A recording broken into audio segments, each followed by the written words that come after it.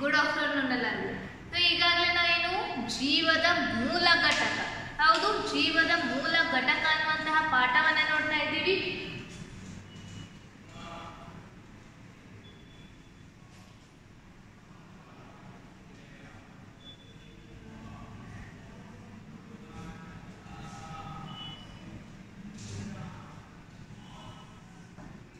ಜೀವದ ಮೂಲ ಘಟಕ ಅನ್ನುವಂತಹ ಪಾಠದ ಬಗ್ಗೆ ಏನಪ್ಪಾ ಅಂದ್ರೆ ಈಗಾಗಲೇ ನಾವು ಸ್ವಲ್ಪ ವಿಷಯವನ್ನ ತಿಳ್ಕೊಂಡಿದ್ದೀವಿ, ಹೌದು ತಾನೆ. ಸೊ ಜೀವದ ಮೂಲ ಘಟಕ ಅಂದ್ರೆ ಯಾವುದು? ಜೀವಕೋಶ ಅಂತ ಹೇಳ್ತೀವಿ, ಹೌದಾ. ಆ ಜೀವಕೋಶ, ಸೊ ಜೀವಕೋಶ ಅಂದಾಗ ಪ್ರತಿಯೊಂದು ಜೀವಿಯು ಜೀವಕೋಶದಿಂದ ಮಾಡಲ್ಪಟ್ಟೈತಿ ಅನ್ನೋದನ್ನ ಈಗಾಗಲೇ ನೀವು ಹಿಂದಿನ ತರಗತಿಗಳಲ್ಲೇ ಕಲಿತು ಬಂದಿದ್ದೀರಿ. ಅದಷ್ಟೇ ಅಲ್ಲದೆ ನಾವೀಗ ಏನಪ್ಪಾ ಅಂದ್ರೆ ನಮ್ಮಲ್ಲಿರುವಂತಹ ಜೀವಕೋಶ, ಸೊ ಅಂದ್ರೆ ಪ್ರಾಣಿ ಜೀವಕೋಶ ಮತ್ತೆ ಸಸ್ಯ ಜೀವಕೋಶ, ಸೊ ಇವುಗಳ ಚಿತ್ರವನ್ನು ನೀವು ಕಂಪಲ್ಸರಿಯಾಗಿ ನಿಮಗೆ ತೆಗೆಯಕ್ಕೆ ಬರಲೇಬೇಕು. ಇಲ್ಲ ಏನಪ್ಪ ಅಂದ್ರೆ ನಾವು ಪ್ರಾಣಿ ಜೀವಕೋಶ ಮತ್ತು ಸಸ್ಯ ಜೀವಕೋಶಗಳ ಬಗ್ಗೆ ನಾವು ನೋಡ್ತಾ ಇದ್ದೀವಿ, ಹೌದು ತಾನೆ. ಸೊ ಅದೇ ರೀತಿ ಜೀವಿ ಅಂತ ಬಂದಾಗ ಏಕಕೋಶೀಯ ಜೀವಿಗಳು ಕೂಡ ಇದ್ದಾವ, ಅವುಗಳು ಕೂಡ ಜೀವಕೋಶವನ್ನ ಹೊಂದಿದ್ದಾವ. ಆದ್ರ ಆ ಜೀವಕೋಶಗಳಿಗೂ ನಮ್ಮ ಜೀವಕೋಶಗಳಿಗೂ ಸೊ ನಡುವೆ ಏನಪ್ಪ ಅಂದ್ರೆ ತುಂಬಾನೇ ವ್ಯತ್ಯಾಸಗಳಿದ್ದಾವ, ಹೌದು. ಸೊ ಆ ಜೀವಕೋಶಗಳಿಗೆ ಏನಪ್ಪ ಅಂದ್ರೆ ಪ್ರೋಕ್ಯಾರಿಯೋಟ್ ಮತ್ತು ಯೂಕ್ಯಾರಿಯೋಟ್ ಜೀವಕೋಶಗಳು ಅಂತ ಅಂದಿದ್ದೀವಿ ನಾವು. ಸೊ ಈ ಪ್ರೋಕ್ಯಾರಿಯೋಟ್ ಮತ್ತು ಯೂಕ್ಯಾರಿಯೋಟ್ ಜೀವಕೋಶಗಳಿಗೆ ಏನು ವ್ಯತ್ಯಾಸ ಐತಿ ಅನ್ನೋದನ್ನ ಏನಪ್ಪ ಅಂದ್ರೆ ಮೊನ್ನೆ ದಿನ ಕ್ಲಾಸ್ ಅಲ್ಲಿ ನಾವು ನೋಡಿದ್ದೀವಿ, ಹೌದು ತಾನೆ. ಸೊ ಅವುಗಳಲ್ಲಿ ಏನಪ್ಪ ಅಂದ್ರೆ ನ್ಯೂಕ್ಲಿಯರ್ ಮೆಂಬ್ರೇನ್ ಇರೋದಿಲ್ಲ, ನಮ್ಮಲ್ಲಿ ಏನಿರ್ತೈತಿ ನ್ಯೂಕ್ಲಿಯರ್ ಮೆಂಬ್ರೇನ್ ಇರ್ತಾ ಇದೆ, ಹೌದು. ಮುಂದದಷ್ಟೇ ಅಲ್ಲದೆ ಸೆಂಟ್ರಿಯೋಲ್, ಅವುಗಳಲ್ಲಿ ಪ್ರೋಕ್ಯಾರಿಯೋಟ್ ನಲ್ಲಿ ಕೇವಲ ಒಂದೇ ಒಂದು ಸೆಂಟ್ರಿಯೋಲ್ ಇದ್ರೆ ನಮ್ಮಲ್ಲಿ ಏನಪ್ಪಾ ಅಂದ್ರೆ ಸಾಕಷ್ಟು ಸೆಂಟ್ರಿಯೋಲ್ಗಳು ಇರ್ತಾವ, ಹೌದಾ. ಮುಂದೆ ಅದೇ ರೀತಿ ಏನಪ್ಪಾ ಅಂದ್ರೆ ಅವುಗಳಲ್ಲಿ ಪೊರೆ ಸಹಿತ ಇರುವಂತಹ ಕಣದಂಗಗಳು ಕಂಡು ಬರೋದಿಲ್ಲ. ಪೊರೆ ರಹಿತ ಇಲ್ಲದೆ ಇರುವಂತಹವುಗಳು ಕಂಡು ಬರಬಹುದು, ಆದರೆ ಪೊರೆ ಸಹಿತವಾದಂತಹ ಯಾವುದೇ ಕಣದಂಗಗಳು ಅವುಗಳಲ್ಲಿ ಕಂಡು ಬರೋದಿಲ್ಲ.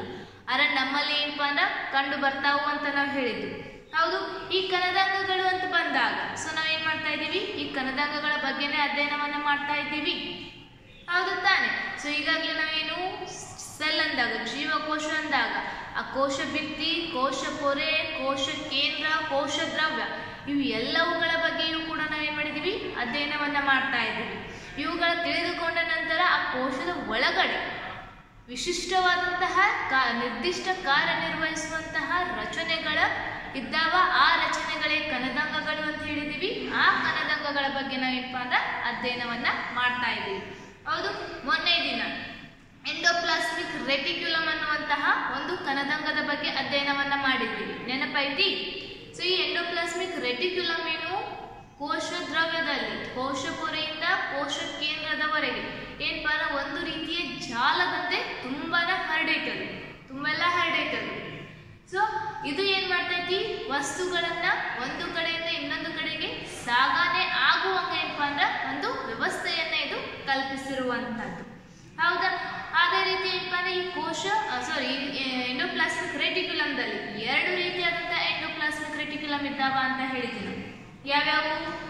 ಆರ್ ಇ ಆರ್ ಅನ್ನುವಂಥದ್ದು, ಎಸ್ ಇ ಆರ್ ಅನ್ನುವಂಥದ್ದು. ಅಂದ್ರೆ ಒರಟಾದ ಎಂಡೋಪ್ಲಾಸ್ಮಿಕ್ ರೆಟಿಕ್ಯುಲಮ್ ಮತ್ತೆ ಮೃದುವಾದ ಅಥವಾ ನಯವಾದ ಎಂಡೋಪ್ಲಾಸ್ಮಿಕ್ ರೆಟಿಕ್ಯುಲಮ್ ಅನ್ನುವಂಥದ್ದು, ಹೌದು ತಾನೆ. ಈ ಒರಟಾದ ಎಂಡೋಪ್ಲಾಸ್ಮಿಕ್ ರೆಟಿಕ್ಯುಲಮ್ ಏನ್ ಮಾಡ್ತಾ ಇತ್ತು, ಇದರಲ್ಲಿ ಏನಪ್ಪಾ ಅಂದ್ರೆ ರೈಸೋಸೋಮ್ಸ್ಗಳು ಏನಪ್ಪಾ ಅಂದ್ರೆ ಇದಕ್ಕೆ ಅಂಟಿಕೊಂಡಿದ್ದಾವ, ಹಾಗಾಗಿ ಇದು ಏನಪ್ಪಾ ಅಂದ್ರೆ ಒರಟಾಗಿ ಕಾಣ್ತೈತಿ ಅಂತ ಹೇಳ್ತೀವಿ. ಸೊ ಹಾಗಾದ್ರೆ ಈ ರೈಸೋಸೋಮ್ಗಳ ಕಾರ್ಯ ಏನು? ಅವು ಆರಿಗೆ ಅಂಟ್ಕೊಂಡಿದ್ದಾವಂದ್ರ ಅವುಗಳ ಏನಪ್ಪಾ ಏನೋ ಒಂದನ್ನ ಕೆಲಸ ಮಾಡ್ತಾವು, ಆ ಮಾಡಿದಂತ ಕೆಲಸವನ್ನ ಇವುಗಳಿಗೆ ಕೊಡ್ತಾ ಇದ್ವು, ಹೌದು. ಸೊ ರೈಸೋಸೋಮ್ಗಳು ಏನನ್ನ ಉತ್ಪತ್ತಿ ಮಾಡ್ತಾ ಇದ್ವು, ಆ ರೈಸೋಸೋಮ್ಗಳಿಗೆ ನಾವು ಏನಂತ ಕರೆದಿದ್ದೀವಿ, ನೆನಪೈತಿ?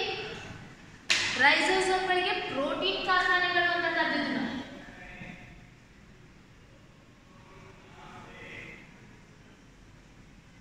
ರೈಸೋಸೋಮ್ಗಳಿಗೆ ಏನಂತೀವಿ, ಜೀವಕೋಶದ ಪ್ರೋಟೀನ್ ಕಾರ್ಖಾನೆ,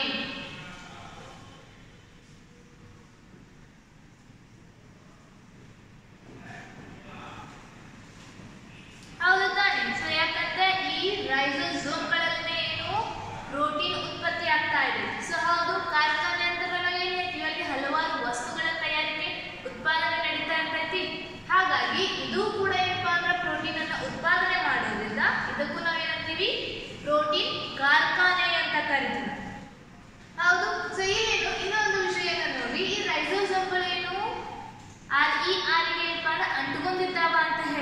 ಸೊ ಅಲ್ಲಿ ಅಂಟ್ಕೋಬೇಕಾರ ಅಲ್ಲಿ ಒಂದು ಪ್ರೋಟೀನ್ ಏನೈತಿ ಸಹಾಯವನ್ನ ಮಾಡ್ತೈತಿ.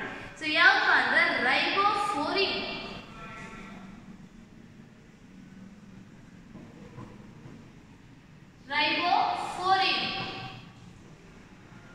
ರೈಬೋಫೋರಿನ್ ಅನ್ನುವಂತಹ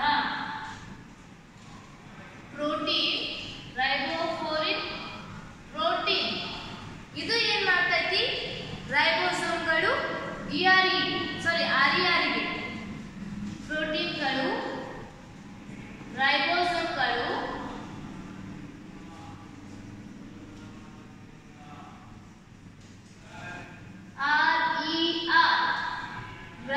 ರಫ್ ಎಂಡೋಪ್ಲಾಸ್ಮಿಕ್ ರೆಟಿಕ್ಯುಲಮ್, ಒರಟಾದ ಎಂಡೋಪ್ಲಾಸ್ಮಿಕ್ ರೆಟಿಕ್ಯುಲಮ್ಗಳಿಗೆ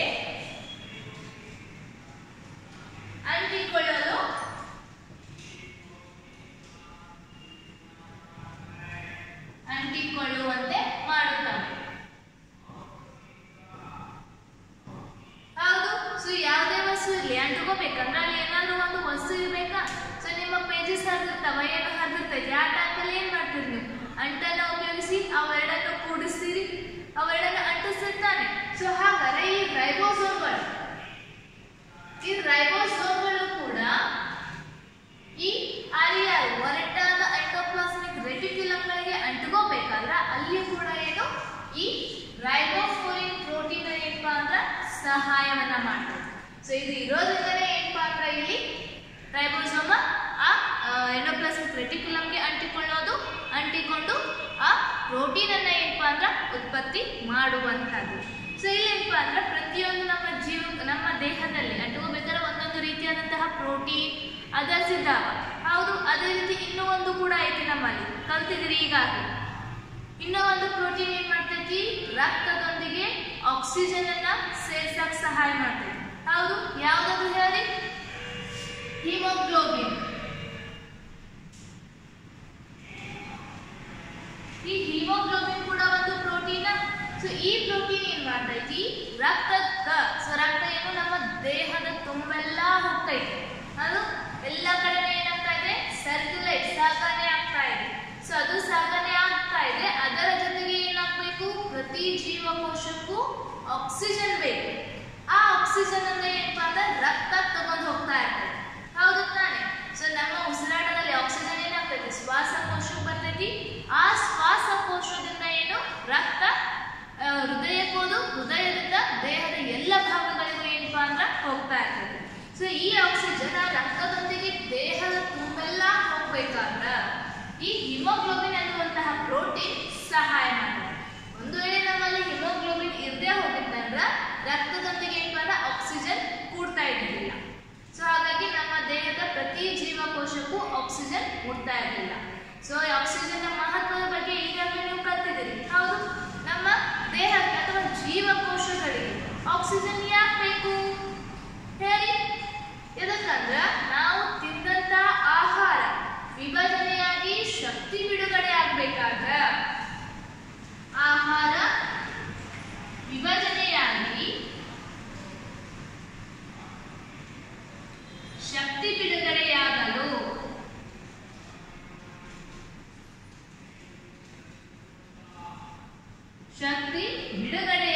ಏನ್ ಬೇಕು, ಆಕ್ಸಿಜನ್.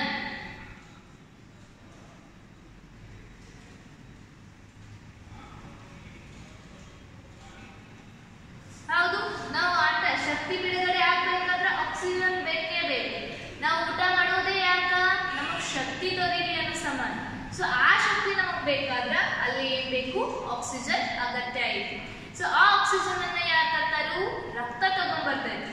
ಆ ರಕ್ತದಲ್ಲಿ ಏನಪ್ಪಾ ಅಂದ್ರ ಅದರ ರಕ್ತದೊಂದಿಗೆ ಅದು ಬರಬೇಕಾದ್ರ ಈ ಪ್ರೋಟೀನ್ ಏನು ಸಹಾಯವನ್ನ ಮಾಡುವಂಥದ್ದು.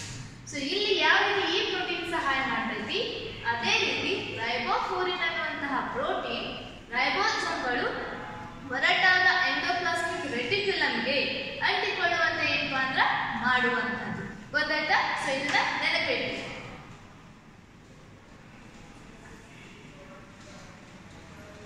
ಹೌದು. ಸೊ ಏನಾಯ್ತು, ಒರಟಾದ ಬಗ್ಗೆ ನಾವು ಕೇಳಿದ್ವಿ. ಸೊ ಇಲ್ಲಿ ಏನಪ್ಪಾ ಅಂದ್ರೆ ಇನ್ನೂ ಒಂದು ಬರ್ತೈತೆ, ಯಾವ್ದು ಇನ್ನೊಂದು, ನಯವಾದ ಎಂಡೋಪ್ಲಾಸ್ಮಿಕ್ ರೆಟಿಕ್ಯುಲಮ್. ಇದು ಏನ್ ಮಾಡ್ತಾ ಇದ್ದು, ಇದರಲ್ಲಿ ಏನು ಇದು ಕೂಡ ಅನೇಕ ಕಾರ್ಯವನ್ನ ಮಾಡ್ತಾ ಇತ್ತು. ಹೌದು, ಏನೇನು? ಕೊಬ್ಬನ್ನ, ಲಿಪಿಡ್ ಅನ್ನ ಏನಪ್ಪಾ ಅಂದ್ರೆ ಇದು ಉತ್ಪತ್ತಿ ಮಾಡ್ತಾ ಇತ್ತು. ಸೊ ಇದು ಪ್ರೋಟೀನ್ ಉತ್ಪತ್ತಿ ಮಾಡ್ತಾ ಇತ್ತು, ಒರಟಾದದ್ದು, ಮುಂದೆ ನಯವಾದದ್ದು ಲಿಪಿಡ್ ಅನ್ನ ಉತ್ಪತ್ತಿ ಮಾಡ್ತಾ ಇತ್ತು. ಸೊ ಇವು ಎರಡು ಏನಪ್ಪಾ ಅಂದ್ರೆ ಹೋಗಿ ಇವೆರಡು ಉತ್ಪತ್ತಿ ಆದ ನಂತರ ಅದು ಏನಾಗ್ತಾ ಇತ್ತು? ಕೋಶ ಪೊರೆಗೆ ಹೋಗಿ ಅಲ್ಲಿ ಕೋಶ ಪೊರೆ ರಚನೆ ಆಗ್ತಾ ಇತ್ತು. ಹೌದು ತಾನೆ? ಸೊ ಈ ನಯವಾದದ್ದು ಲಿಪಿಡ್ ಅನ್ನ ಉತ್ಪತ್ತಿ ಮಾಡ್ತು. ಇನ್ನೂ ಒಂದು ಮುಖ್ಯವಾದ ಕೆಲಸವನ್ನ ಏನ್ ಮಾಡ್ತಾ ಇತ್ತು ಅದು ಹೇಳಿ? ಯಕೃತ್ತಿನಲ್ಲಿರುವಂತಹ ಜೀವಕೋಶಗಳಲ್ಲಿ ಏನಾದ್ರೂ ನಂಜುಕಾರಕ ಅದು ಬಂದಿದ್ದು ಅಂದ್ರ ಅದನ್ನ ನಿವಾರಿಸೋದು ಕೂಡ ಯಾವುದು? ನಯವಾದ ಎಂಡೋಪ್ಲಾಸ್ಮಿಕ್ ರೆಟಿಕ್ಯುಲಮ್ ಅಂತ. ಸೊ ಈಗ ಇವುಗಳ ಬಗ್ಗೆ ಈಗಾಗಲೇ ನಾವು ಕಲ್ತಿದ್ದೀವಿ. ಹೌದು ತಾನೆ? ಸೊ ಈಗ ಏನ್ ಮಾಡೋಣ? ಇದರ ಇನ್ನೊಂದು ಕಣದಂಗ, ಒಂದು ಕಣದಂಗ ಆಯ್ತು. ಇದನ್ನ ಬಿಟ್ಟು ಇನ್ನು ಬೇರೆ ಬೇರೆ ರೀತಿಯಾದಂತಹ ಕಣದಂಗಗಳಿದ್ದಾವ. ಸೊ ಬೇರೆ ಇನ್ನೊಂದು ಕಣದಂಗವಾದಂತಹ ಗಾಲ್ಗಿ ಸಂಕೀರ್ಣ, ಆ ಗಾಲ್ಗಿ ಸಂಕೀರ್ಣದ ಬಗ್ಗೆ ನಾವು ಏನಪ್ಪಾ ಅಂದ್ರೆ ಅಧ್ಯಯನವನ್ನ ಮಾಡೋಣ. ಸೊ ಇದನ್ನ ಬರ್ಕೊಂಡಿದ್ದೀರಲ್ಲ? ಸೊ ಬರ್ಕೊಂಡಿಲ್ಲ ಅಂದ್ರೆ ಬರ್ಕೋಬಹುದು.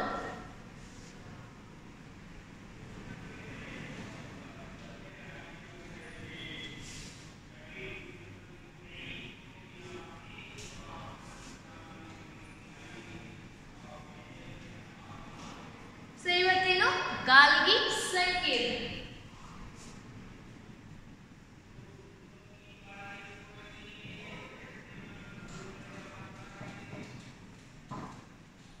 ಗಾಲ್ಗಿ ಸಂಕೀರ್ಣ.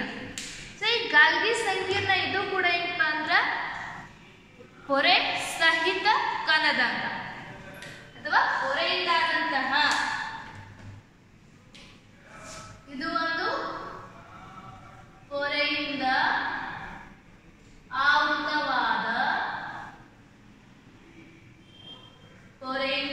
ಆವೃತವಾದ ಕಣದಂಗ. ಹೌದು, ನಾವು ಮೊದಲೇ ಎರಡು ರೀತಿಯಾದಂತಹ ಕಣದಂಗಗಳಿದ್ದಾವಂತ ಹೇಳಿ. ಪೊರೆಯಿಂದ ಆವೃತವಿಲ್ಲದ. ಹೌದು, ಈ ಗಾಲ್ಗಿ ಸಂಕೀರ್ಣ ಇದು ಪೊರೆಯಿಂದ ಆವೃತವಾದಂತಹ ಕಣದಂಗ. ಸೊ ಇದು ಪೊರೆಯಿಂದ ಆವೃತ ಆಗೈತಿ ಅಂದಾಗ ಇದು ಕೇವಲ ಎಲ್ಲಿ ಕಂಡು ಬರ್ತೈತಿ? ಯೂಕ್ಯಾರಿಯೋಟ್ಗಳಲ್ಲಿ.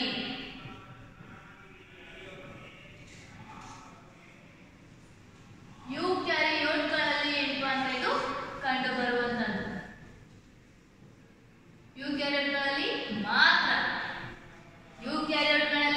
ಮಾತ್ರ ಕಂಡು ಬರುತ್ತದೆ.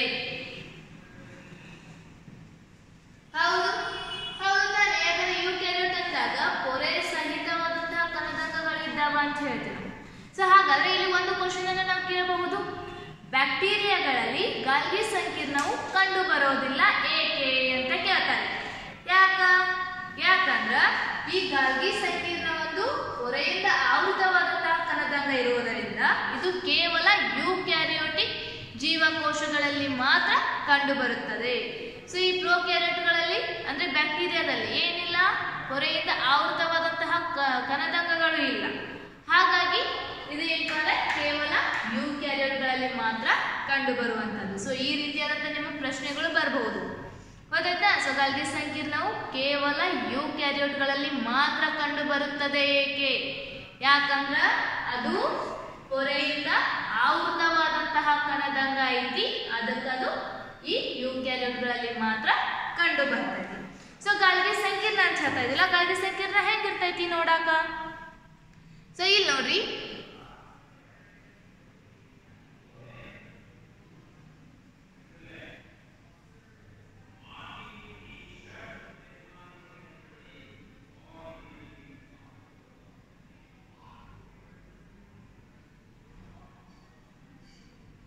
ಸೊ ಕಾಣ್ತಾ ಇದೆಯಲ್ಲ, ಇದೇ ಏನಪ್ಪಾ ಅಂದ್ರ ಗಾಲ್ಗಿ ಸಂಕೀರ್ಣ ಅಂತ ಹೇಳುವಂತದ್ದು.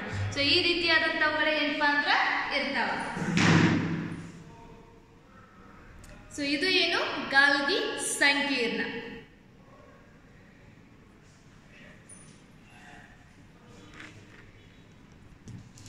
ಸೊ ನಮ್ಮ ಜೀವಕೋಶಗಳಲ್ಲಿ ಅಂದ್ರೆ ಯೂಕ್ಯಾರಿಯೋಟಿಕ್ ಜೀವಕೋಶಗಳಲ್ಲಿ ಏನಪ್ಪಾ ಅಂದ್ರ ಇದು ಕಂಡು ಬರ್ತೈತಿ.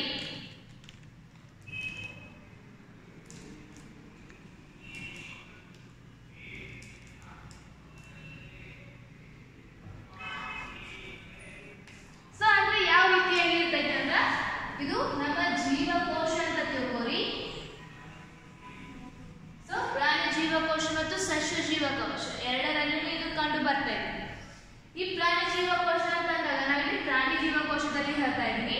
ಸೊ ಇದೇನು ನಡುವೆ ಒಂದು ನ್ಯೂಕ್ಲಿಯಸ್ ಇರ್ತೈತಿ, ಇದರ ಸುತ್ತಲ ನ್ಯೂಕ್ಲಿಯರ್ ಮೆಂಬ್ರೇನ್.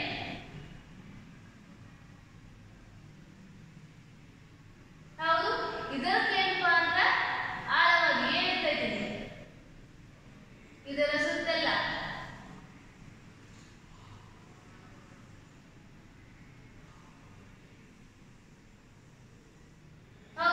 ಎಂಡೋಪ್ಲಾಸ್ಮಿಕ್ ರೆಟಿಕ್ಯುಲಮ್ ಇರ್ತೈತಿ.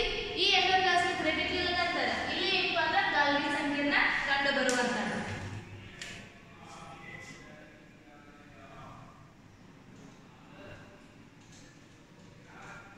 ಇದೇ ರೀತಿ ಇತ್ತು ತಾನೇ ಅದು.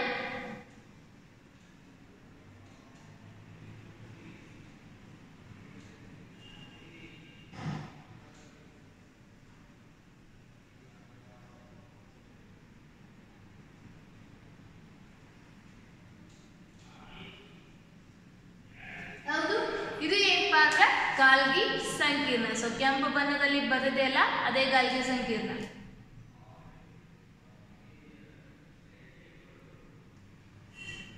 ಈಗ ನೋಡ್ರಿ, ಈ ಗಾಲ್ಗಿ ಸಂಕೀರ್ಣ ಸೊ ಯುಕ್ಯಾರಿಯೋಟ್ಗಳಲ್ಲಿ ಕಂಡು ಬರುತ್ತೆ ಆವೃತ ಅಂತ ಹೇಳಿದ್ರು. ಸೊ ಇದರಲ್ಲಿ ಏನಪ್ಪಾ ಅಂದ್ರ ಇದು ನಮ್ಮ ಜೀವಕೋಶ, ಯುಕ್ಯಾರಿಯೋಟ್ಗಳಲ್ಲಿ ಪ್ರತಿಯೊಂದು ಜೀವಕೋಶದಲ್ಲಿಯೂ ಕೂಡ ಕಂಡು ಬರ್ತೈತಿ. ಆದ್ರೆ ಕೆಲವೊಂದು ಜೀವಕೋಶದಲ್ಲಿ ಕಂಡು ಬರೋದಿಲ್ಲ. ಅದು ಯಾವಪ್ಪ ಅಂದ್ರ ನಮ್ಮ ದೇಹದಲ್ಲಿರುವಂತಹ RBC. RBC ಅಂದ್ರೆ ಏನು? ರೆಡ್ ಬ್ಲಡ್ ಸೆಲ್ಸ್ ಅಂತ ಹೇಳ್ತಾರೆ. ಹೌದು, ಅಂದ್ರೆ ಕೆಂಪು ರಕ್ತ ಕಣ.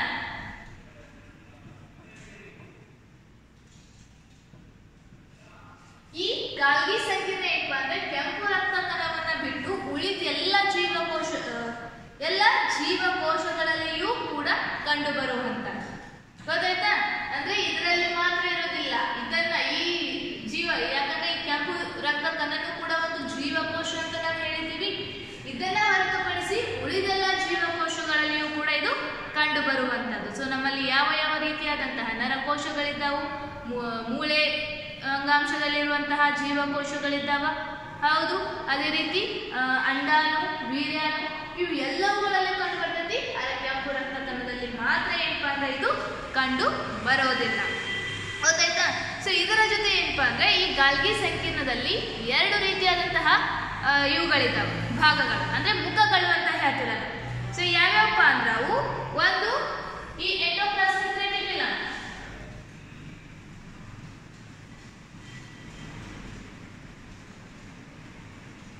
ಎಂಡೋಪ್ಲಾಸ್ಮಿಕ್ ರೆಟಿಕ್ಯುಲಮ್, ಹೌದು, ಇದು ಯಾವುದು ಕೆಂಪಂತಿದ್ದು ಗಾಲ್ಗಿ ಸಂಕೀರ್ಣ.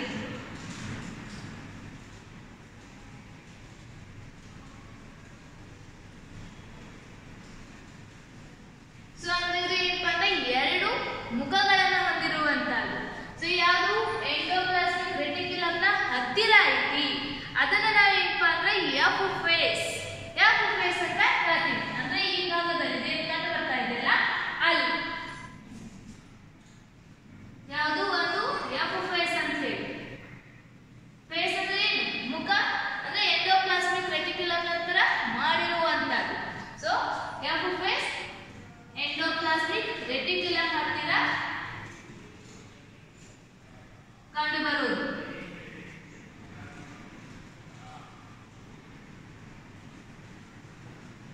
ಹೌದು, ಸೊ ಇದಕ್ಕೇನಪ್ಪಾ ಅಂದ್ರೆ ನಾವು ಸಿಸ್ ಫೇಸ್ ಅಂತ ಕೂಡ ಕರಿತೀವಿ. ಸಿಸ್ ಫೇಸ್ ಅಂತ ಹೇಳಿ, ಸಿಸ್ ಫೇಸ್, ಸೊ ಅಂದ್ರೆ ಸಿಸ್ಟರ್ ಅಂತ ಕರಿತೀವಿ. ಸೊ ಹಾಗಾಗಿ ಇದನ್ನ ಸಿಸ್ ಫೇಸ್. ಯಾಕಂದ್ರೆ ಇವೇನಿದಾವ ಉದ್ದುದ್ದ ಕೊಳವೆ ಆಕಾರದಲ್ಲಿ ಇದ್ದಾವ. ಒಂದ್ ರೀತಿ ಬನ ಅನ್ನು ನೋಡಿದಿರಲ್ಲ, ಬನವನ್ನ ಕಟ್ಟಿರ್ತಾ ಇರುವಂತಾರಲ್ಲ ಈ ರೀತಿ. ಸೊ ಇದರಲ್ಲಿರುವಂತಹ ಪ್ರತಿಯೊಂದು ಏನಿರ್ತಾವ ಕೊಳವೆಗಳ ರೂಪದಲ್ಲಿ ಇರ್ತಾವು. ಯಾವು ಆ ರೀತಿ ಇರ್ತಾವು ಅವು ಏನಪ್ಪಾ ಅಂದ್ರೆ ಎಂಡೋಪ್ಲಾಸ್ಮಿಕ್ ಹತ್ತಿರ ಇರ್ತಾವ. ಸೊ ಅಂತವುಗಳನ್ನ ಏನಪ್ಪಾ ಅಂದ್ರೆ ಎಫ್ ಫೇಸ್ ಅಂದ್ರೆ ಫಾರ್ಮಿಂಗ್ ಅಂತ ಹೇಳ್ತೀವಿ. ಸೊ ಫಾರ್ಮೇಶನ್ ಫೇಸ್ ಅಂತ ಕರಿತೀವಿ. ಅಥವಾ ಇದನ್ನ ಏನಪ್ಪಾ ಅಂದ್ರೆ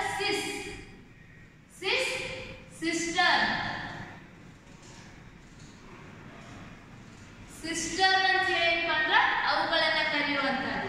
ಇನ್ನು ಒಂದು ನೋಡ್ರಿ, ಈ ಕಡೆ ಇರುವಂತವ ಎಲ್ಲವೂ ಏನಿದ್ದಾವ ಈ ಕೋಶ ಪೊರೆಯ ಹತ್ತಿರ ಇದ್ದಾವ, ಅಂದ್ರೆ ಕೋಶ ಪೊರೆಯ ಸಮೀಪದಲ್ಲಿ ಇದ್ದಾವ.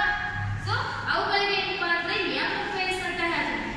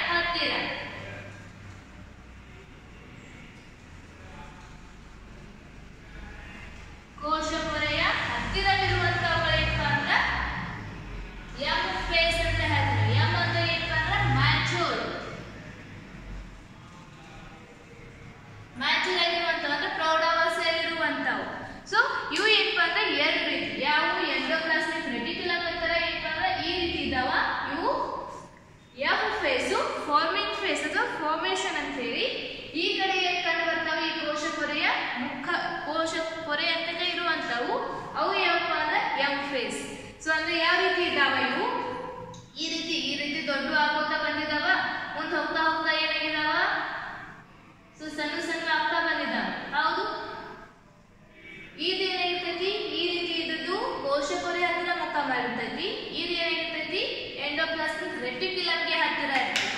ಸೊ ಹಾಗಾಗಿ ಇದನ್ನ ಏನಪ್ಪಾ ಅಂದ್ರೆ ಎಫ್ ಫೇಸ್ ಅಂತ ಹೇಳ್ತೀವಿ, ಸಿಸ್ಟರ್ನ್ ಅಂತ ಹೇಳಿ. ಇದನ್ನ ಏನಪ್ಪಾ ಅಂದ್ರೆ ಎಂ ಫೇಸ್, ಮ್ಯಾಚುರ್ ಫೇಸ್ ಅಂತ ಹೇಳಿ ಕರೆಯುವಂತ. ಗೊತ್ತಾಯ್ತಾ? ಸೊ ಇಲ್ಲಿ ಮುಂದೆ ಏನಪ್ಪಾ ಅಂದ್ರೆ ಈ ಗಾಲ್ಗಿ ಸಂಕೀರ್ಣದಲ್ಲಿನೇ ಮತ್ತೆ ಏನಂದ್ರೆ 4 ವಿಧವಾದಂತಹ ಗಾಲ್ಗಿ ಸಂಕೀರ್ಣಗಳನ್ನ ನಾವು ಹೇಳ್ತೀವಿ. 4 ವಿಧಗಳು. ಅವು ಯಾವ್ಯಾವ ಅಂದ್ರೆ ಸಿಸ್ಟರ್ನ್ ಅಂತ ಹೇಳಿ, ಟ್ಯೂಬ್ಯೂಲ್ಸ್ ಅಂತ ಹೇಳಿ, ವೆಸಿಕಲ್ಸ್ ಅಂತ ಹೇಳಿ, ಅನಂತರ ಗಾಲ್ಗಿ ಅಂಡ್ ವ್ಯಾಕ್ಯೂಲ್ಸ್ ಅಂತ ಹೇಳಿ. ಸೊ ಇದು ಗೊತ್ತಾಯ್ತಲ್ಲ?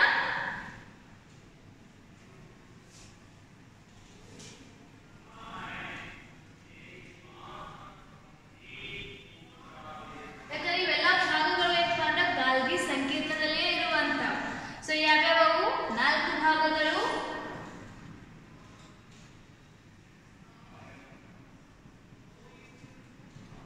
ಒಂದೇದು ಯಾವುದು? ಸಿಸ್ಟರ್. ನೀವು ಹೇಳ್ತಾ ಇದ್ದಿಲ್ಲ ಇದು ಸಿಸ್ಟರ್ ಅನ್ನುವಂಥದ್ದು. ಎರಡನೇದು ಯಾವುದಪ್ಪ ಅಂದ್ರೆ ಟ್ಯೂಬ್ಯೂಲ್ಸ್.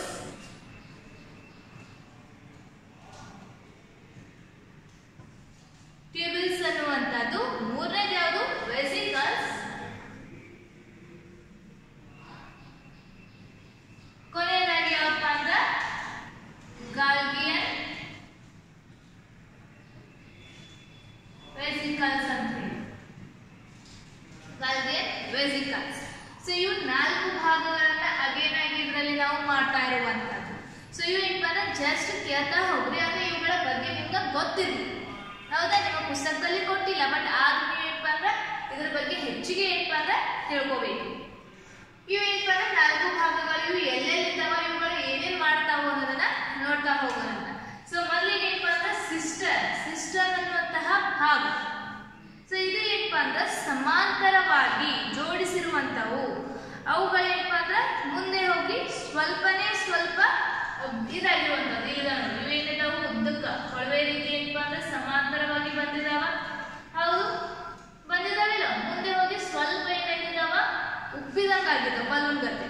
ಸೊ ಅವು ಯಾವಪ್ಪ ಅಂದ್ರೆ ಸಿಸ್ಟರ್ ಅನ್ನುವಂಥದ್ದು. ಹಾಗಾಗಿ ಇದೇನಾಯ್ತು? ಸಿಸ್ಟರ್ ಅಂತ ಆಯ್ತು. ಸೊ ಇನ್ನು ಮುಂದೆ ಟ್ಯೂಬ್ಯೂಲ್ಸ್ ಅನ್ನುವಂಥದ್ದು. ಸೊ ಟ್ಯೂಬ್ಯೂಲ್ಸ್ ಏನಪ್ಪ ಅಂದ್ರೆ ಈ ಸೆಲ್ ಮೆಂಬ್ರೇನ್, ಈ ಕೋಶ ಪೊರೆಯ ಮುಂದೆ ಹೋದಂತೆ ಸೊ ಹೆಂಗೆ ಬ್ರಾಂಚ್ ಆಗ್ತಾ ಇದ್ದಾವ. ಸೊ ಇಲ್ಲಿ ನೋಡಿ, ಇದೇನು ಕೋಶ ಪೊರೆ ಮುಂದೆ ಬರ್ತಾ ಇದಲ್ಲ, ಅವು ಏನಾಗ್ತಾ ಹೋಗ್ತಾವ? ಬ್ರಾಂಚ್ ರೀತಿ ಅಂದ್ರೆ ಕವಲ್ ಹೊಡಿತಾವ. ಸೊ ಈ ಕವಲ್ ಹೊಡಿದ ಭಾಗಗಳಿಗೆ ಏನಪ್ಪ ಅಂದ್ರೆ ನಾವು ಟ್ಯೂಬ್ಯೂಲ್ಸ್ಗಳು ಅಂತ ಕರೆಯುವಂಥದ್ದು. ಸಿಸ್ಟರ್ ಅಂದ್ರೆ ಈ ರೀತಿ ಉದ್ದ ಸಮಾಂತರವಾಗಿ ಏನಪ್ಪ ಅಂದ್ರೆ ಜೋಡಿಸಲ್ಪಟ್ಟದ್ದು. ಮುಂಭಾಗದಲ್ಲಿ ಏನಪ್ಪ ಅಂದ್ರೆ ಸ್ವಲ್ಪ ಉಬ್ಬಿರುವಂತದ್ದು, ಎನ್ಲಾರ್ಜ್ ಆಗಿರುವಂತವು. ಒಂದು ಟ್ಯೂಬ್ಯೂಲ್ಸ್ ಅಂದ್ರೆ ಮುಂದೆ ಹೋಗ್ತಾ ಯಾವಾಗ ಈ ಕೋಶ ಪೊರೆಯ ಹತ್ತಿರ ಹೋದಂತೆ ಏನಪ್ಪ ಅಂದ್ರೆ ಇವುಗಳ ತುದಿಗಳಲ್ಲಿ ಏನಾಗಿರ್ತೈತಿ? ಬ್ರಾಂಚಸ್ ಆಗಿರ್ತಾವ, ಕವಲ್ ಹೊಡೆದಿರ್ತಾವ. ಆ ಕವಲ್ ಹೊಡೆದಿರುವಂತವುಗಳನ್ನ ಏನಪ್ಪ ಅಂದ್ರೆ ಟ್ಯೂಬ್ಯೂಲ್ಸ್ ಅಂತ ಕರೆಯುವಂಥದ್ದು. ಇನ್ನು ವೆಸಿಕಲ್ಸ್. ಸೊ ವೆಸಿಕಲ್ಸ್ ಅಂದ್ರೆ ಏನಪ್ಪ ಅಂದ್ರೆ ಇಲ್ಲೇನು ರೌಂಡ್ ಆಗಿ ಇದ್ದಾವ. ಈ ರೌಂಡ್ಗಳೇ ಏನಪ್ಪ ಅಂದ್ರೆ ವೆಸಿಕಲ್ಸ್ಗಳು. ಈ ಗುಂಡು ಗುಂಡಾಗಿ ಏನ್ ಕಾಣ್ತಾ ಇದ್ದಾವಲ್ಲ, ಸ್ಮಾಲರ್ ಆಗಿ ಗುಂಡು ಗುಂಡಾಗಿ ಏನಪ್ಪ ಅಂದ್ರೆ ಇವುಗಳಲ್ಲಿ ಕಾಣ್ತಾ ಇದ್ದಾವಲ್ಲ, ಇವೇ ಏನು ವೆಸಿಕಲ್ಸ್ ಅಂತ ಹೇಳಿ. ಮುಂದೆ ಹಾಗಾದ್ರೆ ಗಾಲ್ಗಿ ಅಂಡ್ ವೆಸಿಕಲ್ಸ್ ಅಂದ್ರೆ ಸೊ ಇವುಗಳೇ ಏನಪ್ಪ ಅಂದ್ರೆ ಮುಂದೆ ಹೋಗ್ತಾ ಮತ್ತೆ ಇನ್ನು ಕೆಲವೊಂದಿಷ್ಟು ಬಂದಾಗ ಈ ರೀತಿ ಪೂರ್ತಿಯಾಗಿ ಏನಪ್ಪ ಅಂದ್ರೆ ಉಂಡೆಗಳ ಜೊತೆ ಬರ್ತಾವ. ಸೊ ಅವುಗಳನ್ನ ಏನಪ್ಪ ನಾವು ಗಾಲ್ಗಿ ಅಂಡ್ ವೆಸಿಕಲ್ಸ್ ಅಂತ ಹೇಳಿ ಕರೆಯುವಂಥದ್ದು. ಗೊತ್ತಾಯ್ತು? ಈ 4 ಭಾಗಗಳನ್ನ ಬರ್ಕೋರಿ. ಸೊ ಅವು ಎಲ್ಲೆಲ್ಲಿ ಕಂಡು ಬರ್ತಾವ ಅನ್ನೋದು ಗೊತ್ತಾಯ್ತಲ್ಲ. ಸಮಾಂತರವಾಗಿ ಏನಪ್ಪ ಅಂದ್ರೆ ಬ್ಯಾಗ್ ಲೈಕ್ ಸಮಾಂತರವಾಗಿ ಚೀಲದಂತಹ ಆಕೃತಿ ರಚನೆಯನ್ನ ಹೊಂದಿರುವಂತವು. ಸೊ ದಂಡಿಗೆ ಬಂದು ಗುಂಡು ಗುಂಡು ಕಾಡಿದ ಅಂದ್ರೆ ಚೀಲದ ಗತೆ ಇದ್ದಾವ. ಸೊ ಅಂತಾವ.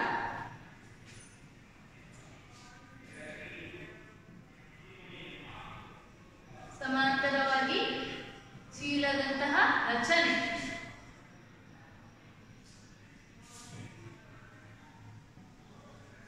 ರಚನೆಯನ್ನ ಹೊಂದಿರುವಂತದ್ದು. ಮುಂದೆ ಅದೇ ರೀತಿ ಟ್ಯೂಬ್ಯೂಲ್ಸ್ ಅಂದಾಗ ಸೊ ಕೋಶ ಪೊರೆಯ ಹತ್ತಿರ ಹೋದಂತೆಯೇ ಕವಲ್ ಹೊಡೆದ ಭಾಗಗಳು.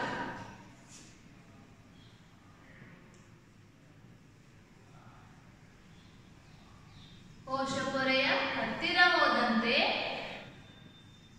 ಕವಲ್ ಹೊಡೆದ ಭಾಗ.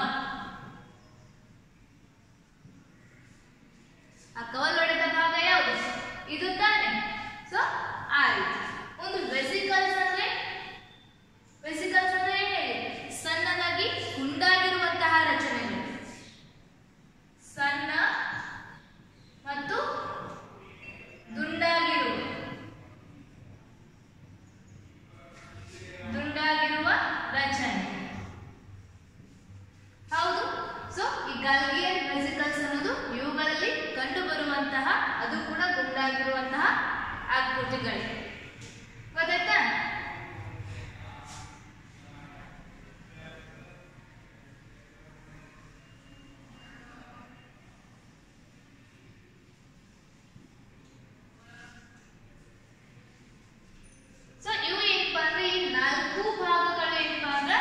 ಗಾಲ್ಗಿ ಸಂಕೀರ್ಣದಲ್ಲಿ ಏನಪ್ಪಾ ಅಂದ್ರ ಕಂಡು ಬರುವಂತದ್ದು. ಸೊ ಇದು ಏನಾಯ್ತು, ನಾವು ರಚನೆ ಬಗ್ಗೆ ನೋಡಿದ್ವಿ, ಯಾವ ರೀತಿಯಾಗಿ ಇದು ರಚನೆ ಆಗೈತಿ ಅನ್ನೋದನ್ನ. ಈಗ ಏನ್ ಮಾಡಿದ್ರೆ ಈ ಗಾಲ್ಗಿ ಸಂಕೀರ್ಣ ಏನು ಕಾರ್ಯ ಮಾಡ್ತಾ ಇತ್ತು? ಎಂಡೋಪ್ಲಾಸ್ಮಿಕದಲ್ಲಿ ಏನೇನಾಗಿತ್ತು, ಒಂದು ಎರಡು ತರ ಇತ್ತು. ಅದರಲ್ಲಿ ಒಂದು ಲಿಪಿಡ್ ಮಾಡ್ತಿತ್ತು, ಉತ್ಪಾದನೆ ಮಾಡ್ತಿತ್ತು, ಇನ್ನೂ ಒಂದು ಏನ್ ಮಾಡ್ತಾ ಇತ್ತು, ಪ್ರೋಟೀನ್ ಆಗಿ. ಹೌದು. ಆ ನಂತರ ವಸ್ತುಗಳ ಸಾಗಾಣಿಕೆಗೆ ಏನಪ್ಪಾ ಅಂದ್ರೆ ಒಂದು ರೀತಿ ಪಥವನ್ನ ನಿರ್ಮಿಸಿ ಸಹಾಯವನ್ನ, ಸಂಪರ್ಕವನ್ನ ಕಲ್ಪಿಸ್ತಾ ಇತ್ತು. ಹೌದಾ? ಸೊ ಹಾಗಾದ್ರೆ ಈ ಗಾಲ್ಗಿ ಸಂಕೀರ್ಣ ಇದು ಕೂಡ ಏನಂದ್ರೆ ಒಂದು ಯಾವುದೋ ಒಂದು ನಿರ್ದಿಷ್ಟ ಕಾರ್ಯವನ್ನ ಮಾಡ್ತಾ ಇರ್ತೈತಿ. ಆ ಕಾರ್ಯ ಯಾವುದು ಅನ್ನೋದನ್ನ ನೋಡೋಣ. ಸೊ ಇದು ಬರ್ಕೊಂಡಿದ್ದೀರಲ್ಲ,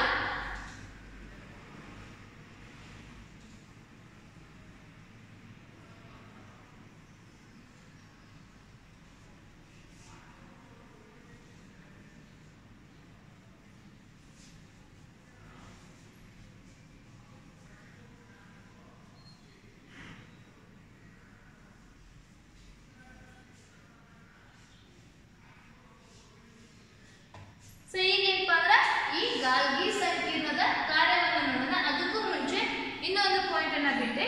ಏನಪ್ಪ ಅಂದ್ರೆ ನಮ್ಮಲ್ಲಿ ಏನು ಈ ರೀತಿಯಾಗಿ ಐತಿ ಅಂತ ನಾವು ಹೇಳಿದ್ವಿ. ಹೌದು. ಆದ್ರ ಸಸ್ಯಗಳಲ್ಲಿ, ಸೊ ಈ ಸಸ್ಯಗಳಲ್ಲಿ ಏನೈತಿ, ಈ ಗಾಲ್ಗಿ ಸಂಕೀರ್ಣ ಪೂರ್ತಿ ಚದುರಿರ್ತೈತಿ, ಸ್ಕ್ಯಾಟರ್ಡ್ ಆಗಿರ್ತೈತಿ. ಸೊ ಆ ರೀತಿಯಾದಂತಹ ಗಾಲ್ಗಿ ಸಂಕೀರ್ಣಗಳನ್ನ ಏನಪ್ಪ ಅಂದ್ರ ಡಿಕ್ಟಿಯೋಸೋಮ್ ಅಂತ ಕರೆಯುವಂತದ್ದು.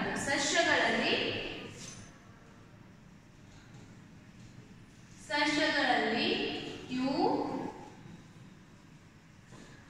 ಚದುರಿರುವಂತೆ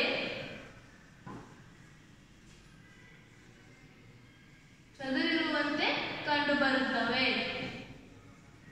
ಸೊ ನಮ್ಮಲ್ಲಿ ಅಲ್ಲೇ ಇಲ್ಲೇ ರೀತಿ ಕಂಡು ಬಂದ ಸಸ್ಯಗಳಲ್ಲಿ ಪೂರ್ತಿಯಾಗಿ ಚದುರಿರ್ತಾವ. ಸೊ ಆ ರೀತಿ ಇದ್ದಂಥವುಗಳನ್ನ ಏನಪ್ಪ ನಾವು ಡಿಕ್ಟಿಯೋಫೇಸ್ ಅಂತ ಹೇಳಿ ಕರೆಯುವಂಥದ್ದು.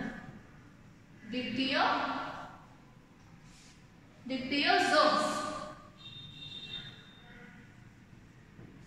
ಗೊತ್ತಾಯ್ತಾ? ಆದ್ರೆ ನಮ್ಮಲ್ಲಿ ಹೀಗಿರೋದಿಲ್ಲ. ನಮ್ಮಲ್ಲಿ ಏನಪ್ಪಾ ಅಂದ್ರೆ ಒಂದೊಂದೇ ಮಾತ್ರ ಕಂಡು ಬರುವಂತದ್ದು. ಅದರ ಸಸ್ಯಗಳಲ್ಲಿ ಏನಪ್ಪಾ ಅಂದ್ರೆ ಪೂರ್ತಿ ಚದುರಿರ್ತಾವ, ಅಲ್ಲೇ ಇಲ್ಲೇ. ಸೊ ಈ ರೀತಿ ಚದುರಿರ್ತಾವಲ್ಲ, ಆ ಚದುರಿರೋದನ್ನ ಏನಪ್ಪಾ ಅಂದ್ರೆ ಡಿಕ್ಟಿಯೋಸೋಮ್ ಅಂತ ಹೇಳಿ ಕರೆಯುವಂತದ್ದು. ಗೊತ್ತಾಯ್ತಾ? ಈಗ ಏನಪ್ಪಾ ಅಂದ್ರೆ ಕಾರ್ಯವನ್ನ ನೋಡಿ. ಸೊ ಈ ಗಾಲ್ಗಿ ಸಂಕೀರ್ಣ ಏನೇನ್ ಕಾರ್ಯವನ್ನ ಮಾಡ್ತಾ ಇದ್ವಿ ಅಂತ ಹೇಳಿ. ಸೊ ಈ ಗಾಲ್ಗಿ ಸಂಕೀರ್ಣ ಏನಪ್ಪಾ ಅಂದ್ರ ಏನೇನು ಯಾವ್ಯಾವಿಂದ ಅಂದ್ರೆ ಎಂಡೋಪ್ಲಾಸ್ಮಿಕ್ ರೆಟಿಕ್ಯುಲಮ್ನಿಂದ ಸಂಶ್ಲೇಷಿಸಿ ಬಂದಿರುವಂತಹ ವಸ್ತುಗಳನ್ನ ಏನಪ್ಪಾ ಅಂದ್ರ ಸಂಗ್ರಹಣೆ ಮಾಡಿ ಪ್ಯಾಕ್ ಮಾಡ್ತೈತೆ. ಪ್ಯಾಕ್ ಮಾಡಿ ಹೊರಗಡೆ ಏನಪ್ಪಾ ಅಂದ್ರ ಕಳಿಸುವಂತಹ ಕೆಲಸವನ್ನ ಏನಪ್ಪಾ ಅಂದ್ರ ಈ ಗಾಲ್ಗಿ ಸಂಕೀರ್ಣ ಮಾಡುವಂತದ್ದು. ಏನು? ಸಂಗ್ರಹಣೆ ಮತ್ತು ಪ್ಯಾಕಿಂಗ್. ಪ್ಯಾಕ್ ಮಾಡಿ ಆ ಆಹಾರ ವಸ್ತುಗಳನ್ನ ಏನಪ್ಪಾ ಅಂದ್ರ ಕಳಿಸುವಂತಹ ಕೆಲಸ ಯಾವುದು? ಈ ಗಾಲ್ಗಿ ಸಂಕೀರ್ಣ ಮಾಡುವಂತದ್ದು. ಸೊ ಹಾಗಾಗಿ ಇದಕ್ಕೆ ಏನಪ್ಪಾ ಅಂದ್ರೆ ನಾವು ಪ್ಯಾಕೇಜಿಂಗ್ ಮಟೀರಿಯಲ್ ಅಂತ ಹೇಳಿ ಕರೆಯುವಂತದ್ದು. ಸೊ ಈ ಗಾಲ್ಗಿ ಸಂಕೀರ್ಣಕ್ಕ ಪ್ಯಾಕೇಜಿಂಗ್ ಮಟೀರಿಯಲ್.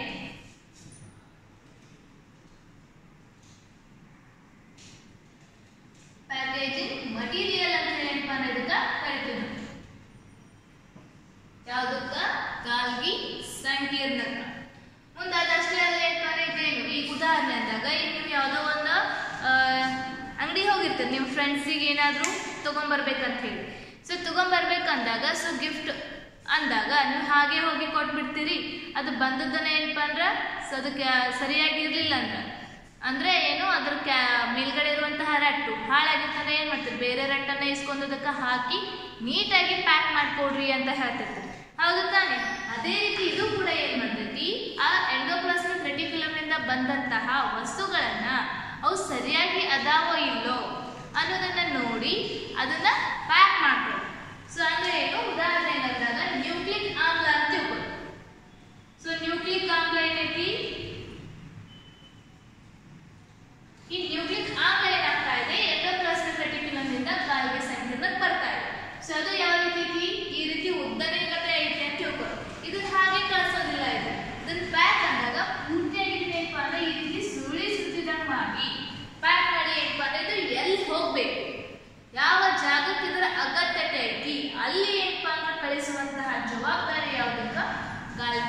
ಸಂಕೀರ್ಣಕ್ಕೆ.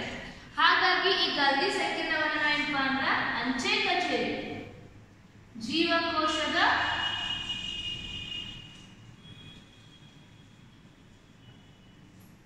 ಅಂಚೆ ಕಚೇರಿ ಅಂತ ಹೇಳಿಪ್ಪ ಅಂದ್ರೆ ಕರೀತೀವಿ. ಯಾಕಂದ್ರೆ ಅಂಚೆ ಕಚೇರಿನ ಯಾಕೆ ಕರಿತೀವಿ ಅಂತ ಹೇಳಿ ಯೋಚನೆ ಮಾಡ್ರಿ.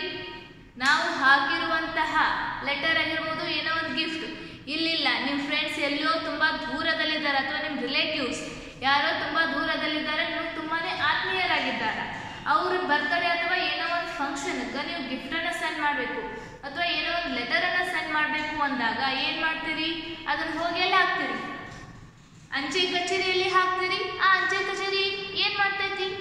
ನೀವು ಎಲ್ಲಿ ತಲುಪಿಸ್ಬೇಕು ಆ ನಿರ್ದಿಷ್ಟ ಪ್ರದೇಶಕ್ಕೆ, ನಿರ್ದಿಷ್ಟ ಸ್ಥಳಕ್ಕೆ ಏನು ಮಾಡ್ತೈತಿ? ಅದನ್ನು ಹೋಗಿ ಕಳಿಸ್ತೈತಿ ಅದು. ಸೊ ಆ ರೀತಿಯಾಗಿ ಈ ಗಾಲ್ಗಿ ಸಂಕೀರ್ಣವು ಕೂಡ ಏನಪ್ಪಾ ಅಂದ್ರೆ ಇಲ್ಲಿ ತಯಾರಾದಂತಹ ಜೀವಕೋಶದಲ್ಲಿ ಉತ್ಪತ್ತಿಯಾದಂತಹ ವಸ್ತುಗಳನ್ನ ಸಂಗ್ರಹಿಸಿ ಅದು ಏನ್ ಮಾಡ್ತೈತಿ? ಸರಿಯಾಗಿ ಪ್ಯಾಕ್ ಮಾಡಿ ಯಾವ ಕೋಶಕ್ಕೆ ಎಲ್ಲಿ ಯಾವ ಪ್ಲೇಸ್ನಲ್ಲಿ ಇದರ ಅಗತ್ಯತೆ ಐತಿ ಅದನ್ನ ನೋಡಿಕೊಂಡು ಏನಪ್ಪಾ ಅಂದ್ರೆ ಇದು ಅದನ್ನ ಸರಿಯಾದ ಸ್ಥಳಕ್ಕೆ ಕಳಿಸುವಂತಹ ಕೆಲಸ ಮಾಡ್ತದೆ. ಹಾಗಾಗಿ ಇದನ್ನ ಏನಪ್ಪಾ ಅಂದ್ರೆ ಜೀವಕೋಶದ ಅಂಚೆ ಕಚೇರಿ ಅಂತ ಹೇಳಿ ಕರೆಯುವಂತದ್ದು. ಸೊ ಇದು ಈ ಪಾಯಿಂಟ್ ಕೂಡ ಏನಪ್ಪಾ ಅಂದ್ರೆ ತುಂಬಾನೇ ನೀವು ನೆನಪಿಟ್ಕೋಬೇಕು. ಯಾಕಂದ್ರೆ ಇದು ಈ ಗಾಲ್ಗಿ ಸಂಕೀರ್ಣಕ್ಕೆ ಎರಡು ರೀತಿಯಾದಂತಹ ಹೆಸರುಗಳಿದ್ದಾವ. ಸೊ ಅದಷ್ಟೇ ಅಲ್ಲದೆ ಇನ್ನೂ ಒಂದು ಐತಿ, ಏನಪ್ಪಾ ಅಂದ್ರೆ ಎಕ್ಸ್ಪೋರ್ಟ್ ಹೌಸ್ ಅಂತ ಹೇಳ್ತೀವಿ ನಾವು, ಸಾಗಾಣಿಕಾ ಮನೆ ಅಂತ ಹೇಳಿ. ಹೌದು, ಸಾಗಿಸುವಂತದ್ದು. ಯಾಕಂದ್ರೆ ಇಲ್ಲಿ ಏನ್ ಹೇಳ್ತೀವಿ ನಾವು, ಸರಿಯಾದ ನಿರ್ದಿಷ್ಟ ಸ್ಥಳಕ್ಕೆ ಸರಿಯಾಗಿ ಕಳಿಸ್ತೈತಿ ಅಂತ ಹೇಳ್ತಾ ಇದೀವಿ. ಸೊ ಕಳಿಸೋದಂದ್ರೆ ಏನು? ತನ್ನಲ್ಲಿರೋದ್ರಿಂದ ಅಲ್ಲಿಗೆ ಟ್ರಾನ್ಸ್ಪೋರ್ಟ್, ಸರಿಯಾಗಿ ಟ್ರಾನ್ಸ್ಪೋರ್ಟ್ ಮಾಡ್ತೈತೆ ಅದು. ಹಾಗಾಗಿ ಇದಕ್ಕೆ ಏನಪ್ಪಾ ಅಂದ್ರೆ ಸಾಗಾಣಿಕೆ ಮಳಿಗೆ ಅಂತ ಕೂಡ ಕರೆಯುವಂತ.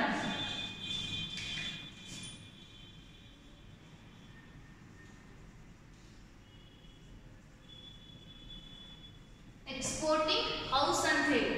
ಸೊ ಸಾಗಾಣಿಕೆ ಹೊರಗಡೆ ಕಳಿಸುವುದಾಗಿರ್ಬೋದು ಅಥವಾ ಒಳಗಡೆ ತರೋದಾಗಿರ್ಬೋದು. ಸೊ ಎರಡೂ ಕೆಲಸವನ್ನ ಅಚ್ಚುಕಟ್ಟಾಗಿ ಏನಪ್ಪಾ ಅಂದ್ರೆ ಈ ಗಾಲ್ಗಿ ಸಂಕೀರ್ಣ ಮಾಡ್ತೈತಿ. ಹಾಗಾಗಿ ಈ ಗಾಲ್ಗಿ ಸಂಕೀರ್ಣಕ್ಕೆ ಏನಪ್ಪಾ ಅಂದ್ರೆ ಈ ರೀತಿಯಾದಂತಹ 3 ಹೆಸರುಗಳು ಇದ್ದಾವೆ. ಅದು ಬಂದಂತಹ ವಸ್ತುಗಳನ್ನ ಏನ್ ಮಾಡ್ತೈತಿ? ಪ್ಯಾಕೇಜ್ ಮಾಡ್ತೈತಿ, ಪ್ಯಾಕ್ ಮಾಡ್ತೈತಿ. ಅದು ಪ್ಯಾಕ್ ಮಾಡಿ ಏನ್ ಮಾಡೋದು? ಎಲ್ಲಿ ನಿರ್ದಿಷ್ಟವಾಗಿ ಅದರ ಅಗತ್ಯತೆ ಐತಿ ಅಲ್ಲಿ ಅದನ್ನ ಸರಿಯಾಗಿ ಏನಪ್ಪಾ ಅಂದ್ರೆ ಕಳಿಸುವಂತ ಕೆಲಸ ಮಾಡ್ತೈತಿ. ಸೊ ಆ ಕಳಿಸುವುದನ್ನ ಏನಪ್ಪಾ ನಾವು ಸಾಗಾಣಿಕೆ ಅಂತ ಹೇಳ್ತೀವಿ. ಇಲ್ಲಿಂದ ಅದು ಅಲ್ಲಿಗೆ ಹೋಗೋದ್ರಿಂದ ಇದಕ್ಕೆ ಸಾಗಾಣಿಕಾ ಮಳಿಗೆ ಅಂತ ಹೇಳಿ ಕರಿತೀವಿ. ಸೊ ಇದನ್ನ ನೀವು ನೆನಪಿಟ್ಕೋದು. ಕೊನೆಯಲ್ಲಿ ಇವು ಎರಡನ್ನಾದ್ರೂ ಏನಪ್ಪಾ ನೀವು ನೆನಪಿಟ್ಕೋಬೇಕು. ಇದು ಏನು? ಒಂದು ಕೆಲಸ. ಸೊ ಇದು ಯಾವ ರೀತಿಯಾಗಿ ಸಾಗಾಣಿಕೆ ಮಾಡ್ತೈತಿ ಅನ್ನೋದನ್ನ ಅಂದ್ರೆ ಏನು? ಎಂಡೋಪ್ಲಾಸ್ಮಿಕ್ ರೆಟಿಕ್ಯುಲಮ್ ಇಂದ ಬರ್ತಾ ಇರುವಂತಹ ಪ್ರೋಟೀನ್ ಅನ್ನ ಮತ್ತು ಲಿಪಿಡ್ ಅನ್ನ ಹೇಗೆ ಇದು ಕಳಿಸ್ತೈತಿ ಅಂದಾಗ, ಸೊ ಇಲ್ಲಿ ಕಾಣ್ತಾ ಇದೆ ನಿಮಗ, ಇದು ಸರಿಯಾಗಿ ಕಾಣ್ತೈತಲ್ಲ.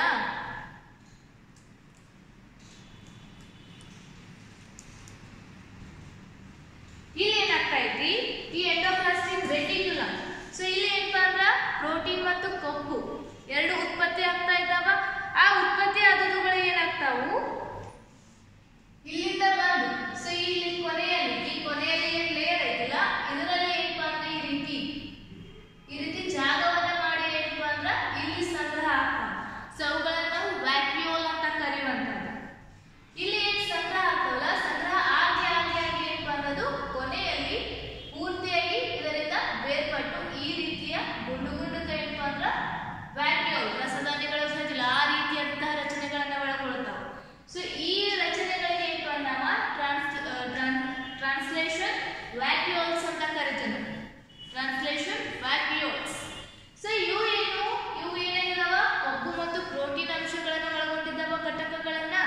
ಇವುಗಳೇನಾಗ್ತಾವು? ಈ ಸೈಟೋಪ್ಲಾಸಂ ಮೂಲಕ ಹಾಗೆ ಬಂದು ಈ ಗಾಲ್ಗಿ ಸಂಕೀರ್ಣದ ಯಾವುದು ಎಫ್ ಫೇಸ್ ಫಾರ್ಮಿಂಗ್ ಸಿಸ್ ಅಂತ ಹೇಳಿದಿಲ್ಲ ಇದಕ್ಕೆ ಬಂದೇನಪ್ಪ ನೀವು ಅಟ್ಯಾಚ್ ಆಗ್ತಾವ. ಅಟ್ಯಾಚ್ ಆದ್ರೆ ಇಲ್ಲಿರುವಂತಹ ಪದಾರ್ಥಗಳು ಏನಾಗ್ತಾವು? ಈ ಇದರಲ್ಲಿ ಇದೇನಿದು ಗಾಲ್ಗಿ ಸಂಕೀರ್ಣದ ಐತಿಲ್ಲ ಇದರಲ್ಲಿ ಬಂದು ಕರಿಬಿಡ್ತಾವ. ಸೊ ಆ ಕರಿಗಿದ ನಂತರ ಏನಾಗ್ತೈತಿ? ಇವಷ್ಟು ಇಬ್ಬಂದ ಹೋಗಿಬಿಡ್ತಾವ. ಯಾಕಂದ್ರೆ ಏನಾಯ್ತು? ಅಲ್ಲಿಂದ ಬಂದಂತಾವು ಈ ಗಾಲ್ಗಿ ಸಂಕೀರ್ಣಕ್ಕೆ ಅಂಟುಕೊಂಡಿದ್ದು ಹಿಂಗ ಅಂಟುಕೊಂಡು ಅಂತ ಏನಪ್ಪ ಅಂದ್ರೆ ಇಲ್ಲಿ ಓಪನ್ ಆಗ್ತೈತಿ. ಈ ಓಪನ್ ಆಗಿ ಇಲ್ಲಿರುವಂತ ಎಲ್ಲ ಮತ್ತಿದೆಲ್ಲ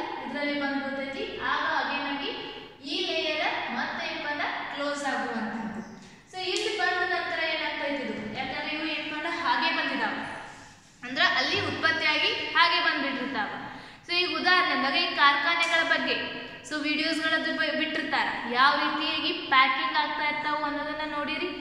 ಹೌದು, ಈ ಬಟಾಟೆ ಚಿಪ್ಸ್ ಆಗಿರ್ಲಿ, ಬ್ರೆಡ್ ಆಗಿರ್ಲಿ, ಎಲ್ಲವೂ ಯಾವ ರೀತಿ ಆಗ್ತಾ ಇರ್ತಾವ. ಸೊ ಅಲ್ಲಿ ಒಂದೊಂದು ಹಂತಗಳಿರ್ತಾವು.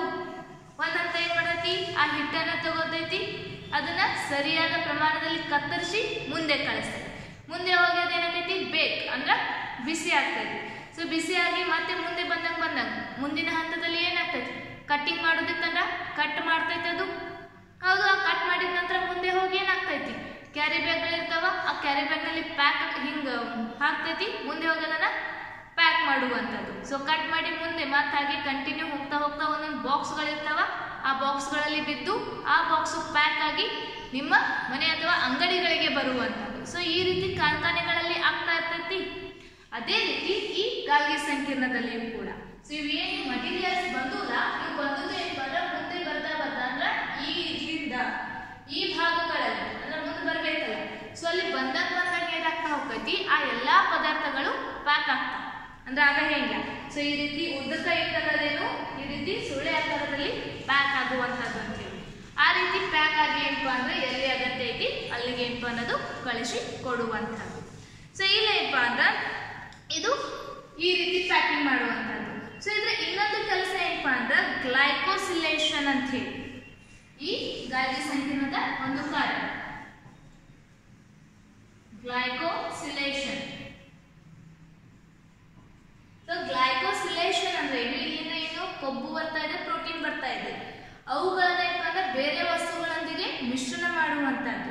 ಅಂದ್ರ ಗ್ಲೈಕೋಸಿಲೇಷನ್ ಅಂದಾಗ ಪ್ರೋಟೀನ್ ಅನ್ನ ಕಾರ್ಬೋಹೈಡ್ರೇಟ್ ಇದೆ,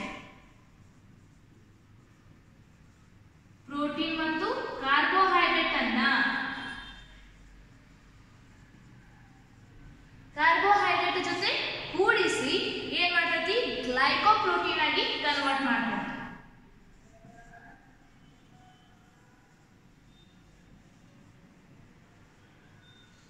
ಗ್ಲೈಕೋಪ್ರೋಟೀನ್ ಉತ್ಪತ್ತಿ ಮಾಡತೈತಿ ಈಗ ಗಾಲ್ಗಿ ಸಂಕೀರ್ಣ. ಈ ಬಂದಂತಹ ಪ್ರೋಟೀನ್ ಅನ್ನ ಕಾರ್ಬೋಹೈಡ್ರೇಟ್ ಜೊತೆಗೆ ಸೇರಿಸಿ ಗ್ಲೈಕೋಪ್ರೋಟೀನ್ ಅನ್ನಾಗಿ ಮಾಡ್ತಾರೆ. ಅದೇ ರೀತಿ ಲಿಪಿಡ್ ಕೂಡ ಬರ್ತಾ ಇದೆ. ಸೊ ಆ ಲಿಪಿಡ್ ಅನ್ನು ಕೂಡ ಏನಪ್ಪಾ ಅನ್ನೋದು ಕೂಡಿಸ್ತೈತಿ. ಸೊ ಅದಕ್ಕೆ ಏನಪ್ಪಾ ಅಂದ್ರೆ ನಾವು ಗ್ಲೈಕೋಸಿಡೇಷನ್ ಡೇ ಅಲ್ಲ ಡೇ. ಸೊ ಇಲ್ಲೇನಪ್ಪಾ ಅಂದ್ರೆ ಕೊಬ್ಬನ್ನ ಏನು ಲಿಪಿಡ್ ಅಂತ ಅಂತೀವಲ್ಲ ಕೊಬ್ಬು, ಅದನ್ನ ಏನಪ್ಪಾ ಅಂದ್ರೆ ಅಗೇನಾಗಿ ಕಾರ್ಬೋಹೈಡ್ರೇಟ್ ಜೊತೆ ಏನಪ್ಪಾ ಅಂದ್ರೆ ಮಿಶ್ರಣ ಮಾಡ್ತಾರೆ. ಕಾರ್ಬೋಹೈಡ್ರೇಟ್ ಜೊತೆ ಕೂಡಿಸಿ ಗ್ಲೈಕೋಲಿಪಿಡ್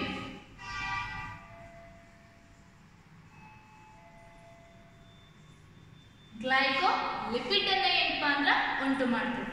ಸೊ ಇವು ಏನ್ ಪ್ರೋಟೀನ್ ಲಿಪಿಡ್ ಏನು ಈ ಕೋಶ ಪೊರೆಯ ರಚನೆಯಲ್ಲಿ ಹೋಗ್ಬೇಕು, ಅವು ಹೋಗ್ಬೇಕಾದ್ರೆ ಹಾಗೆ ಹೋಗೋದಿಲ್ಲ. ಸೊ ಈ ರೀತಿ ಗ್ಲೈಕೋಪ್ರೋಟೀನ್ ಮತ್ತು ಗ್ಲೈಕೋಲಿಪಿಡ್ ಆಗಿ ಹೋಗ್ಬೇಕು.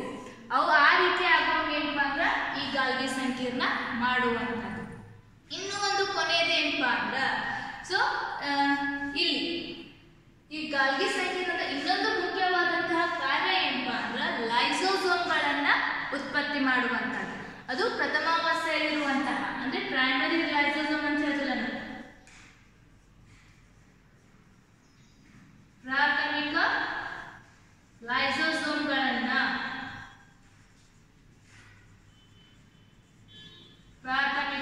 ಲೈಸೋಸೋಮ್ಗಳನ್ನ ಉತ್ಪತ್ತಿ ಮಾಡುತ್ತದೆ.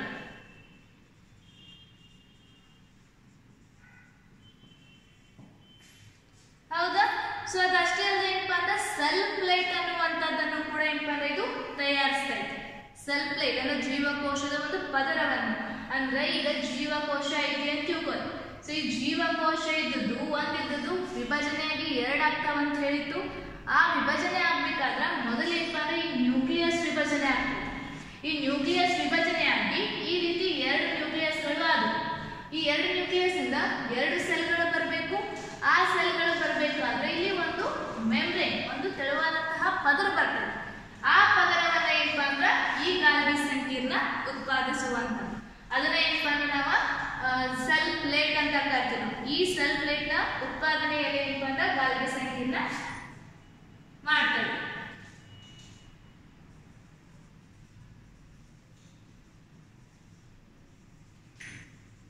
ಸೆಲ್ ಪ್ಲೇಟ್ ನ ಉತ್ಪಾದನೆಯಲ್ಲಿ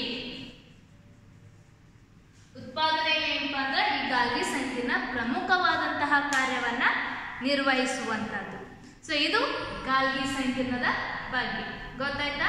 ಸೊ ಇಲ್ಲಿ ನೀವೇನಪ್ಪ ಅಂದ್ರೆ ಗಾಲ್ಗಿ ಸಂಕೀರ್ಣದ ಕಾರ್ಯಗಳನ್ನ ಮುಖ್ಯವಾಗಿ ನೆನಪಿಡುವಂತದ್ದು. ಗೊತ್ತಾಯ್ತು? ಇದು ನೋಡಿ. ಸೊ ಏನು ಪ್ಯಾಕೇಜ್ ಮಾಡ್ತೈತಿ, ಬಂದಂತಹ ವಸ್ತುಗಳನ್ನ ಸರಿಯಾಗಿ ಪ್ಯಾಕ್ ಮಾಡ್ತೈತಿ. ಮುಂದೆ ಅಂಚೆ ಕಚೇರಿ ರೀತಿಯಲ್ಲಿ ಏನಪ್ಪ ಅಂದ್ರೆ ಅವುಗಳು ಎಲ್ಲಿ ಹೋಗಿ ತಲುಪಬೇಕು ಅಲ್ಲಿ ಸರಿಯಾಗಿ ಏನಪ್ಪ ಅಂದ್ರೆ ಅವುಗಳನ್ನ ತಲುಪಿಸುವಂತಹ ಕಾರ್ಯ ಮಾಡ್ತೈತಿ. ಹಾಗಾಗಿ ಈ ಗಾಲ್ಗಿ ಸಂಕೀರ್ಣಕ ಜೀವಕೋಶದ ಅಂಚೆ ಕಚೇರಿ ಅಂತ ನಾವು ಕರಿತೀವಿ. ಮುಂದೆ ಗ್ಲೈಕೋಸಿಲೇಷನ್ ಅಂದ್ರೆ ಪ್ರೋಟೀನ್ ಅನ್ನ ಕಾರ್ಬೋಹೈಡ್ರೇಟ್ ಜೊತೆ ಮಿಶ್ರಣ ಮಾಡಿ ಗ್ಲೈಕೋಪ್ರೋಟೀನ್ ಅನ್ನ ಉತ್ಪತ್ತಿ ಮಾಡ್ತೈತಿ. ಅದೇ ರೀತಿ ಕೊಬ್ಬನ್ನ ಕಾರ್ಬೋಹೈಡ್ರೇಟ್ ಜೊತೆ ಮಿಶ್ರಣ ಮಾಡಿ ಗ್ಲೈಕೋಲಿಪಿಡ್ ಅನ್ನ ಉತ್ಪತ್ತಿ ಮಾಡ್ತೈತಿ. ಇವು ಎರಡು ಕೋಶ ಪೊರೆ ಏನಪ್ಪ ಅಂದ್ರೆ ರಚನೆಯಲ್ಲಿ ಪ್ರಮುಖವಾಗಿ ಬೇಕಾಗಿರುವಂತಹ ವಸ್ತುಗಳು. ಮುಂದೆ ಪ್ರಾಥಮಿಕ ಲೈಸೋಸೋಮ್ಗಳನ್ನ ಉತ್ಪತ್ತಿ ಮಾಡುವಂತಹ ಕೆಲಸ ಗಾಲ್ಗಿ ಸಂಕೀರ್ಣ ಮಾಡ್ತೈತಿ. ಮುಂದೆ ಅದೇ ಏನಪ್ಪ ಅಂದ್ರೆ ಸೆಲ್ ಪ್ಲೇಟ್ ನ ಉತ್ಪಾದನೆಯಲ್ಲಿ, ಸೆಲ್ ಪ್ಲೇಟ್ ಅಂತ ಗೊತ್ತಾಯ್ತು, ಜೀವಕೋಶ ಒಂದಿದ್ದು ಎರಡಾಗಿ ವಿಭಜನೆಯನ್ನ ಹೊಂದಬೇಕಾದ್ರೆ ಅಲ್ಲಿ ಉಂಟಾಗುವಂತಹ ಒಂದು ಪದರ, ಆ ಪದರವನ್ನು ಕೂಡ ಏನಪ್ಪ ಅಂದ್ರೆ ಈ ಗಾಲ್ಗಿ ಸಂಕೀರ್ಣವೇ ಮಾಡುವಂಥದ್ದು. ಇದು ಗಾಲ್ಗಿ ಸಂಕೀರ್ಣದ ಬಗ್ಗೆ. ಇನ್ನು ಮತ್ತೆ ಲೈಸೋಸೋಮ್ಗಳು ಮತ್ತೆ ಪ್ಲಾಸ್ಟಿಡ್ಗಳ ಬಗ್ಗೆ ಇದ್ದಾವ, ಅವುಗಳನ್ನ ಮತ್ತೆ ಮುಂದಿನ ಅವಧಿಗಳಲ್ಲಿ ನೋಡೋಣ. ಹಲೋ.